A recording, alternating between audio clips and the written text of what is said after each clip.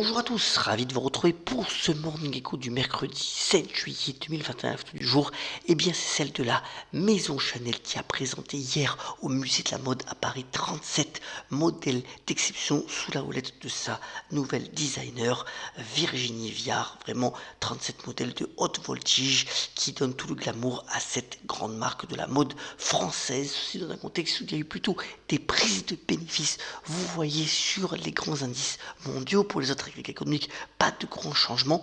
Et à l'exception près du Nasdaq, donc l'indice des valeurs technologiques américaines qui continue d'être en territoire positif, pas de prise de bénéfices pour le moment, soutenu cela en particulier par Amazon qui a gagné 4,7% hier à la clôture. Alors deux éléments, d'abord bien entendu, on a dit lundi la transition donc entre Jeff Bezos et Andy Grassi, donc le nouveau patron, mais aussi le fait que le Pentagone a remis en cause le fameux contrat Jedi, un contrat de 10 milliards de dollars attribué jusqu'ici donc à Microsoft et dont Amazon pourrait en recevoir une partie finalement.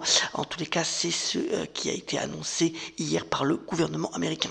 Alors pourtant, les chiffres macroéconomiques aux États-Unis étaient un peu décevants. Vous voyez, c'est le graphique en bas à gauche. L'ISM des services, donc l'activité dans les services au mois de juin était toujours solide, mais en deçà des prévisions des analystes. Et cela a provoqué, vous voyez, c'est le graphique en bas à droite, une baisse des rendements sur les obligations d'État long terme, puisque le 10 américain est à un plus bas de 4 mois, donc à 1,35. Alors on est véritablement dans un paradigme particulier où, vous voyez, les valeurs technologiques continuent de monter alors que l'économie tend à ralentir un petit peu. Il y a aussi, bien entendu, les achats des institutionnels qui soutiennent les obligations d'État, mais c'est un scénario et un paradigme à surveiller de près quant à l'évolution des marchés, tant les prises de risque continuent d'être significatives dans un contexte où on se demande quelles sera véritablement les perspectives économiques d'ici à 6 mois. Alors comme d'habitude, c'est mercredi, je vous ai mis le focus du jour, il concerne le lithium. Alors on sait que les matières premières industrielles ont largement profité de la réouverture des économies. Alors pour ce qui concerne le lithium, c'est encore plus particulier puisque c'est un matériau qui est très important, en particulier pour les batteries de téléphone portable et autres ordinateurs portables, mais de plus en plus concernant aussi les batteries des véhicules électriques, et c'est là où il monte en puissance avec donc depuis la réouverture des économies, le prix du lithium s'est bien repris. Alors juste pour information, c'est l'Australie qui aujourd'hui produit 50% des besoins en lithium dans le monde, même si c'est donc dans ce fameux triangle des lithium en Amérique du Sud, c'est-à-dire entre la Bolivie, le Chili et l'Argentine, que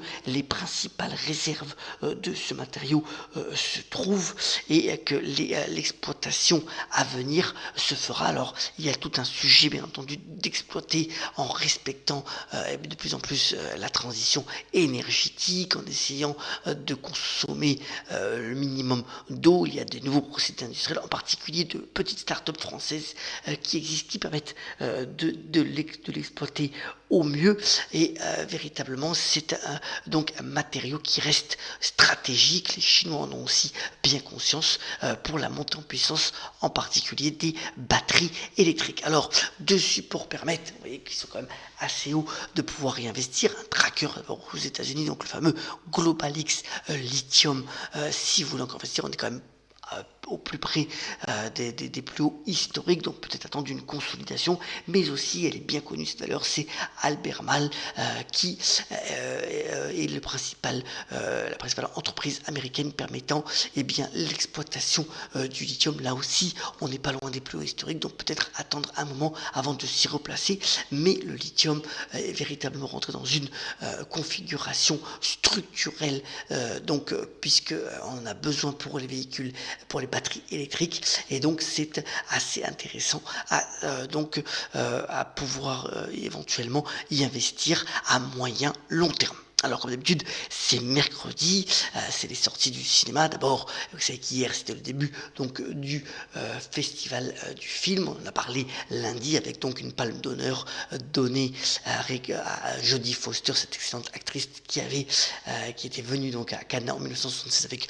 Taxi Driver et donc là pas une palme d'or pour l'ensemble de sa carrière. Alors dans les sorties du jour, eh bien le film qui fait événement, c'est bien entendu le nouveau Marvel Black Widow, donc la veuve noire avec Scarlett Johansson.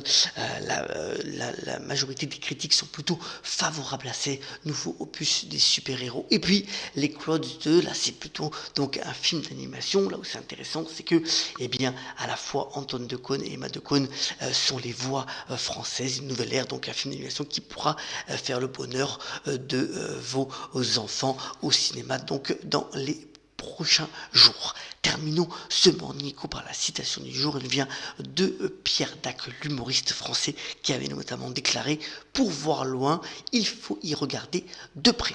Soyons solidaires, ayons la pêche et on se retrouve très prochainement pour un nouveau Morning Echo. Excellente journée à toutes et à tous.